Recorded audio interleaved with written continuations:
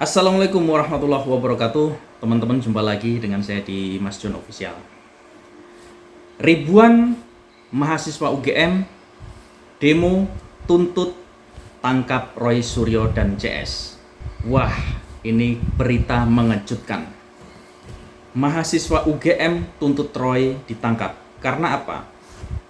Karena sudah mencemari nama baik UGM, dan yang kedua sudah memfitnah Presiden ke-7 Bapak Joko Widodo, memfitnah atas tuduhan ijazah palsu. Tuduhan-tuduhan yang tidak berdasarkan kenyataan ini membuat geram para mahasiswa UGM untuk segera mengadili atau menangkap Roy Suryo dan ingin dijebloskan ke penjara. Roy Suryo sekarang makin komat kamit seperti kampret. Karena semua pihak sudah beralih mendukung Bapak Jokowi. Karena apa? Saat dinyatakan oleh Bareskrim ijazah Bapak Jokowi asli, Roy Suryo sudah banyak alasan. Roy Suryo CS sudah banyak mangkir dari panggilan Polda. Dan sudah banyak alasan, ribuan alasan yang dia ciptakan untuk menggiring opini bahwa ijazah Bapak Jokowi itu benar-benar palsu. Tapi nyatanya masyarakat sudah cerdas, tidak bisa dibohongi seperti itu dengan tuduhan-tuduhan ijazah palsu. Kini kita tinggal menunggu saja drama yang dimainkan, siapa yang akan menang. Dia yang menanam, dia juga yang menuai. Iya kan? Ya, begitulah sandiwara Roy Panji dan kawan-kawannya yang selalu memberitakan ijazah-ijazah. Sebenarnya ada kasus yang ditutup-tutupi. Roy CS ini benar-benar pengkhianat bangsa. Karena uang, dia mau memfitnah seorang mantan presiden Bapak Jokowi, yang mana opini ini atau isu ini biar masyarakat tidak tahu sebenarnya bahwa ada kasus yang lebih besar, yaitu kasus korupsi. Korupsi apa? Tentu Pertamina, pertambangan, timah. Kenapa kok Bapak Jokowi, isu ini selalu ditujukan ke Bapak Jokowi? Karena mafia-mafia yang sakit hati terhadap kebijakan Bapak Jokowi yang saat itu tidak menguntungkan mafia-mafia bangsat seperti itu. Bapak Jokowi berpihak kepada rakyat. Yang tidak berpihak itulah yang selalu membuat gaduh di Indonesia. Bagaimana kita bisa maju kalau orang seperti ini masih ada di Indonesia dan selalu bikin gaduh dan selalu bikin narasi-narasi yang tidak penting sekali di Indonesia. Oke teman-teman, sekarang kita harus berpikir bagaimana untuk kemajuan bangsa Indonesia ini. Memang tidak mudah menjadi seorang presiden untuk mengatur jutaan kepala di Indonesia. Karena apa? Negara kita adalah negara demokrasi yang mana kita tunduk pada undang-undang dan masyarakat bebas menentukan apa yang dia inginkan, apa yang dia gali, aspirasi. Begitulah kalau Republik Indonesia atau negara demokrasi. Susah akan maju kalau manusianya masih sama seperti Roy Suryo CS ini. Tidak mendukung pemerintah, ya. Nah, ini mahasiswa UGM ini sudah mulai geram sekali dengan Roy CS ini, benar-benar geram. Karena apa? Ya itulah, selalu menyebarkan fitnah setiap hari. Jadi seperti apa momennya mahasiswa ini ribut dan menuntut Roy Suryo untuk ditangkap. Kita simak berikut ini. Kilas pandangan mata ini baru dari UGM. Teman-teman mahasiswa UGM yang siap berangkat menuju ke DPRD. Mereka mendesak Polda untuk segera menangkap Roy Suryo dan Rismon Sianipar serta lainnya. Bahkan masa ingin Roy Suryo CS ditersangkakan dan kemudian dilakukan penahanan. Karena Roy Suryo dinilai telah memfitnah Presiden ke-7 RI Joko Widodo. Koordinator Presidium AMI Fauzan Ohorella menegaskan pihak-pihak yang menuduh Jokowi menggunakan ijazah palsu harus segera diproses secara hukum. Adapun desakan masa AMI ini merujuk pada hasil pemeriksaan Bareskrim Polri yang telah memastikan keaslian ijazah Jokowi. Oleh karena itu, Roy Suryo CS disebut Fauzan sebagai ahli fitnah. Selain tuduhan fitnah, Fauzan juga menyebut adanya unsur perbuatan melawan hukum lain yang dilakukan oleh Roy Suryo CS. Ia merujuk pada pelanggaran nomor 32 ayat 3 Undang-Undang ITE yang ancaman hukumannya lebih dari 10 tahun penjara. Kasus ijazah yang dituding palsu oleh Roy Suryo CS dinilai sebagai kejahatan hukum sehingga kasus tersebut harus dituntaskan. Dalam aksinya di depan Polda Metro Jaya, kelompok milenial spanduk bertuliskan "Tangkap ahli fitnah Roy Suryo CS". Sebelumnya, aksi serupa juga telah dilakukan oleh massa AMI di Bareskrim Polri pada Kamis 15 Mei lalu. Aksi tersebut merupakan bentuk keresahan terhadap dugaan penyebaran hoaks dan ujaran kebencian yang menyerang nama baik Presiden Joko Widodo. Sebagai informasi bahwa kasus pelaporan ijazah palsu milik Presiden ke-7 RI ini yang dilaporkan oleh sekelompok orang yang mengatasnamakan TPUA di Bareskrim Polri telah mendapatkan jawaban.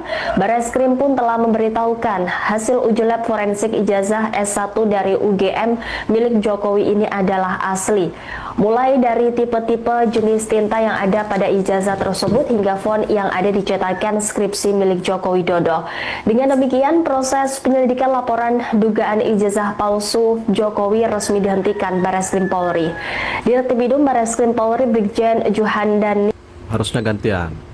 Laporan mereka sudah ditindaklanjuti, sekarang laporan Pak Jokowi harus fair dong. Raharjo Puro menjelaskan keputusan untuk menghentikan proses penyelidikan itu lantaran tidak ada unsur pidana. Ya menurut saya orang-orang ini pengkhianat bangsa dan negara Republik Indonesia ini. Bayangkan ya, negara Republik Indonesia yang dimerdekakan oleh rakyat Indonesia, pahlawan-pahlawan bangsa dengan darah, air mata, kehormatan, dan didirikan oleh sang founding father kita. Ini negara berdaulat loh, ya kan? Apapun yang terjadi, kalau ada misalnya mislah di antara misalnya penegakan hukum dan lain sebagainya, kan oknum. Nggak bisa kemudian juga digeneralisir. Nah, mereka bilang nggak percaya. Kalau mereka nggak percaya, nggak usah berada di Republik ini. Percaya aja sama negara yang mereka percayai. Itu penghinaan loh terhadap Indonesia. Minta dicek di Singapura. Ya jadi warga negara Singapura aja. Gitu. Ini nggak akan pernah selesai orang-orang ini, ya. Setelah A dibuktikan dia ngomong B, setelah B dibuktikan dia ngomong C, nggak ada habisnya. Benar. Tangkap orang ini ngacau ini, bikin gaduh Republik ini. Kalau saya wah udah tangkap aja. Udah nggak ada urusan lagi dengan orang-orang seperti ini. Terkait bahwa tentang kenapa harus diperiksa di Singapura ini alasannya begini, karena ini bukan alasan apa-apa, ini alasan saintifik kan gitu. Artinya mereka seolah-olah ini alasan saintifik kan gitu. Artinya mereka seolah-olah menganggap saintifik atau kecanggihan lapor Bareskrim Polri ini ya kurang canggih dibanding Singapura. Padahal mantan Kabar Eskrim dalam salah satu talkshow yang saya lihat, yang saya dengar, mengatakan bahwa justru lapor Bareskrim kita ini justru menjadi rujukan banyak negara-negara yang justru belajar di tempat kita. Itu gimana Kak Irma? Sebenarnya Bang, satu aja masalahnya, ya kan? Mereka ini pada dasarnya adalah manusia-manusia yang menghalalkan segala cara, ya, kemudian menggunakan hukum rimba, ya.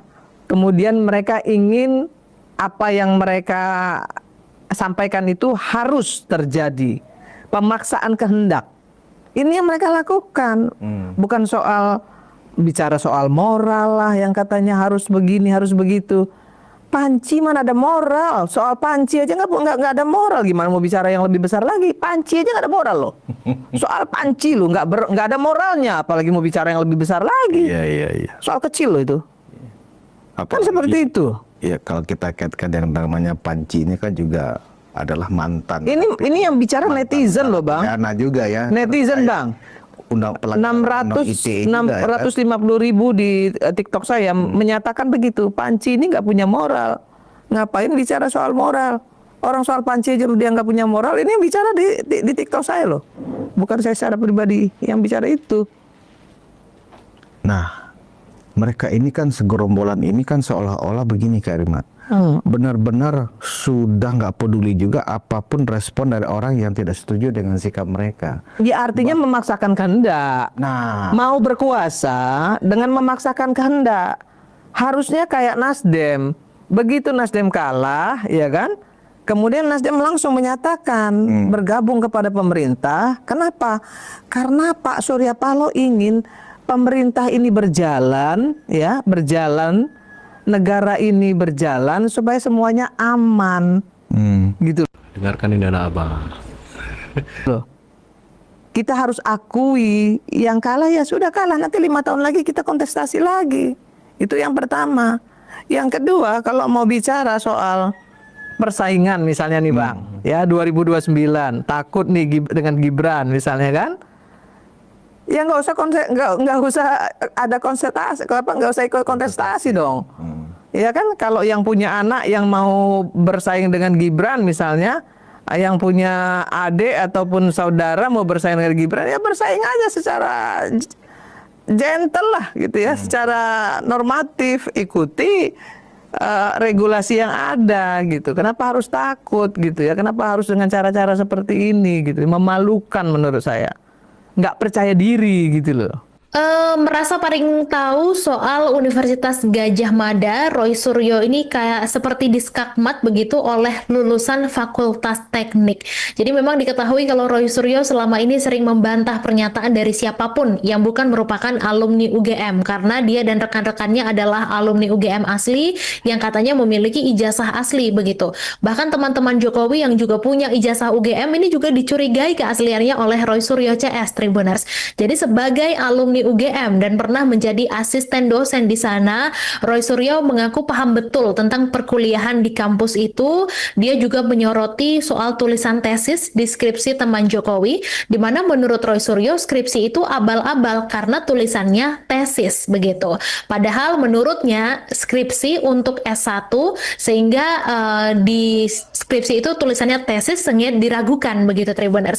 Kemudian keyakinan Roy Suryo itu dipatahkan oleh lulusan Fakultas Teknik UGM pada tahun 95 Budi Suryanto, di mana dia adalah lulusan teknik pada saat itu yang membuat laporan berupa tesis. Jadi dia lulus bukan membuat skripsi tapi tesis begitu. Dan dia juga menyebut kalau Roy Suryo ini tidak mengerti hal tersebut karena dia bukan lulusan Fakultas Teknik UGM, di mana Budi mengatakan, Dengarkan ini Om Suryo, jangan merasa paling benar lah, jangan merasa paling menguasai seluruh fakultas lah.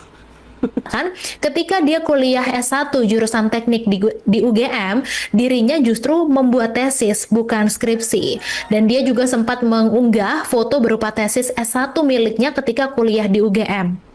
Jadi menurut Budi, Roy Suryo ini seperti tidak paham karena dia bukanlah lulusan teknik. Padahal menurut Budi saat itu lulusan S1 teknik setara dengan S2 non-teknik. Bahkan Budi juga mengaku mendapatkan golongan lebih tinggi ketika bekerja di BUMN dibandingkan dengan lulusan S1 non-teknik. Nah meskipun berbeda tahun kelulusan dengan Jokowi, tapi Budi rupanya pernah bekerja di Aceh seperti Jokowi.